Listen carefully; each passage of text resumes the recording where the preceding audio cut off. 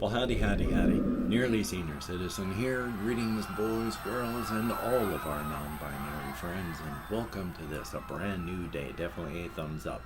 Hopefully you are metabolizing on this day of days, and this, the best of all possible worlds, according to Dr. Pangloss, from Candide.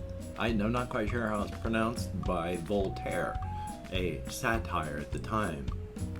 But anyway, though, welcome to the day.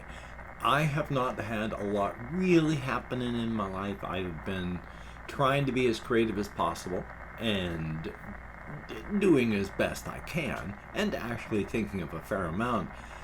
But I have a fairly low pain tolerance, and unfortunately, my shoes situation. I made a terrible tactical error when I bought the shoes that I did. I thought that they were extra wide, because they said wide when I bought them, but they're not wide enough. And so now, even not wearing my shoes during the day at all, until I have to go out walkies so that my feet can heal, isn't really doing the trick. I have insanely delicate skin in my body, and my skin breaks down fast anywhere, and I have open wounds on my feet that are just not really healing. And so last night I went they're not really healing because I've only just started yesterday not wearing my shoes during the day, so there hasn't been a lot of time. But in the short amount of time that I do go out walkies while wearing my shoes, that's horrific. I can think of nothing but the pain. So, yay. And that's with putting duct tape on my actual feet and then over my socks to try and reduce the friction. But even the mild pressure of my socks hurts like fire over those sections of my skin on my feet. It's not actually causing damage. They're just socks. But the pressure, because of all of my various issues, and I have extra pain issues because of fibromyalgia, it's horrific. And then when I put the tape on it, just the pressure of the tape, even though it's just tape going over it to protect it from other friction, that is so painful. And then I put the socks on over that, and then a bit of tape over that, and I got something going down here over my eyes. My apologies. That hurts. And then the pressure of my shoes over the top of all of that, it is a nightmare of pain while I'm out walking. And of course, yeah, I've got actual damage happening because, as stated again, my skin is insanely delicate. My nose is going to be red here all day. That is the pressure from my sleep apnea mask for 5 hours. It's going to spend all day because it's been trying to break down because of my mask. I got issues sometimes with it breaking down around here because my mask comes down, up around my nose and then down through here. I have to have extremely light frames with extremely light plastic, or my skin breaks down behind my ears. I am just, even sitting, I have gotten pressure sores from sitting that I've had to have heal, and it's been bad. So my skin is just insanely delicate, and because of that, ow. So it's been fun, yay. But, I'm just stating life is life. So one of the reasons that I've had issues with trying to be extra creative while doing things is the fact that I'm focusing so much on how much my feet hurt.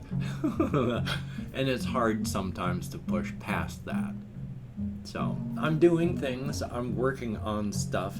One of the things, I want to talk about this one real quick. I can't even remember if I've mentioned even parts of this, but it's all with the cosmic horror framework, specifically with the bone-hurting Juice WRLD and Scarbat, Milliender, and Nilchenka. with that world and that adventure, because they're going to get sucked into this whole expedition down into past aeons, because the church has been given information through divine pressure where the main characters were present at. And they were present in this place because they've been dealing with their PTSD from the last adventure they had, where the two of the three of them that are alive almost weren't anymore. And so they've been dealing with issues there. And they get sucked into this, and they get involved. And in this world, one of the things that happens is every aeon, which is like every 3.5 to 6.5 million years is an aeon. During that time, a species will rise to sentience, become intelligent, build up a society like ours, and then conquer their world, and then off into the rest of the galaxy, and they leave the world behind, and then 2 or 3 million years later, somebody else starts the whole process again. And so there's layers of these civilizations every 5.5 some odd million years. Now, when I say layers, of course, they don't go down to like, deep, most things, because most places in any part of any world are largely geologically stable. I mean, our world has changed incredibly during the time that it's been here. Our continents have shifted. We've had different shapes and places that they've been. It's amazing. And yet at the same time, there are structures under the earth on this continental plate, the Northern American plate, where we are having two plates come together, which forms the Rocky Mountains. A lot of geological activity right through there. And yet, in places like Colorado, you have these deep caverns that have been there because it is so geologically stable. They have been forming over millions upon millions of years. So you can be geologically unstable and geologically stable at the same time. Things move, the plates are traveling underneath each other, they're scraping, there's erosion, and yet large parts are geologically stable enough to form amazing things over millions of years. So there's building down into the earth, there's stuff that does get buried because natural things happen as well. In our time alone, just in the thousands of years that we have had civilization, we are still now digging down underneath stuff to build, and then discovering stuff that used to be surface level, that through time and just organic matter and erosion and movement of wind, the stuff has been buried under 10, 15 feet. So stuff slowly gets buried, but only to a certain point. But a lot of these older aeons would build down deep, and so you find older stuff that's way down low, and then a lot of the more modern stuff is just, imagine 5 million years of things degrading and decomposing on top of this city, and topsoil grows up, and just in nature, the whole place will get buried after a couple million years. So you find this stuff and it degrades and things are okay. Excuse me. And you find things that generally the deeper you go, the older it is. Because of course, you build on top of everything. So you dig down deeper, you find the older stuff. I mean, that's just the way life is. So, with the divine pressure, they find something that's like from the 10th aeon, which is really deep. I mean, deeper than they've been.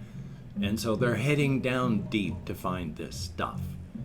They figure they're about the 18th aeon. So jumping down to like the 10th aeon, average of 5.5 million years per aeon, they're going to be going back, 8 times 5, about 40 million years worth of geology and actual civilized stuff. Now, one of the things that has really tied their understanding of civilizations and the people that have grown in each aeon is that we don't really understand them. If we were them, we would not understand them, because we descended from the primates that have, well, not descended, but common ancestors to primates, and then we've splintered and grown and become what we are now. That would not necessarily be each time. What sort of world and civilization and people would there be if it was like raccoons? What sort of world and civilization would it be if it was dinosaur-like? What sort of world and civilization would be if it was birds? We may not necessarily understand what each thing and civilization and species would be, except for the common thing of being carbon-based and life and all that, and also common understandings about how the universe works. Because one of the big things they've found from every aeon going down is that no one really understands time. Everyone tries to make stasis stuff to save things for the ages. But it's all variations on the same thing. And so it works for a while, maybe 10, 15, even 20 million years. This stuff, time has been brought to such a slow that it's effectively not aging. And then after that time, everything still degrades, even that. And then the machines break down and they start degrading normally. Some things may last even 20, 30, 40 million years. Most things don't. And that seems to be the common thread. They all try and they fail. That's the way life is. So they get this information, they start traveling back downward through geologic time, back downward through civilization time. As they travel to get to this 10th aeon, they don't know what they're going to find. They're just given this information that there's something amazing there. And that's deeper than they've ever gone before. They've managed to find and examine things from the 13th aeon before, but never the 10th or anything past that. So they get there. One of the elders of the church who is there wants everyone to back up, stop, maybe just leave, because they find in the 10th aeon there is just normal ancient material that is still holding up amazingly well, but is still normal material. So you're passing through halls that are largely still there because the geological structures around them are stable, less than the actual hallways holding things together. And they're amazed that even after 40 million years, this stuff is still functioning and proper. And then they get down a little bit deeper and they discover then that suddenly the walls and stuff are almost like new, just completely untouched by time. And that is when the person says, we need to leave, because we will not understand these people and they will be dangerous to us in ways we do not understand. Because these people made time, understood time. Because look at the walls. They are untouched by time. And if you understand something so well that you can just put your understanding and your technology of it into things like, hey, let's just make the paint on the walls look good. And so you stop time for even after 40 million years, and it's still stopped completely, 100%. If you understand it, that you can just go, oh, we want our cheap throwaway packaging to last for eternity because time has stopped, and so they do it, and they understand it, and they can do it so well and so easily that, yeah, everything is that. Because it's so easy and their understanding is so full. We would not understand these people. We don't understand time like that. If they do, they will be nothing like us. So he sees this. Well, he, she, they. They see this, understand the implications immediately, and just want to turn around and go. There is nothing good that we can learn or find out from interacting with what these people were. So that's my major idea and what I'm working on with that. Will it be the major thing, or is it just a minor thing on a fuller part of a greater story? I'm not sure yet. But it's an idea that I've been chewing on, and so I'm still trying my best to be creative, just having troubles with the pain right now, though. Such is life. And of course, I still don't know how I'm going to pay for my post office box, because I also need to pay some other bills, and I got to pay for my medicine, and I got to buy food and all sorts of things, and I just don't have money. So that's a lot of yay that I'm dealing with. But life is life, and I don't want to be too depressing about a lot of things, because I'm starting to feel better from remembering how to let go, and I don't want to bring myself down while I'm still getting back up. So thumbs up on that. And I've opened up 24 hours worth of comments in my community tab, in which I have far less than 24 people that have left comments, but I'm going to thank all these people that left comments in the last 24 hours. I'm not reading the comments right now. I'm going to read them afterward. Thumbs up each one I do, answer as many as I can push through with my executive dysfunction. Thumbs up for that. If I mispronounce a username, no disrespect is intended. And of course, even though I count American Sign Language with my depression and fibro, and I'm getting treated for a lot of things, and I'm doing a lot better than I have in the past, but my memory, yay.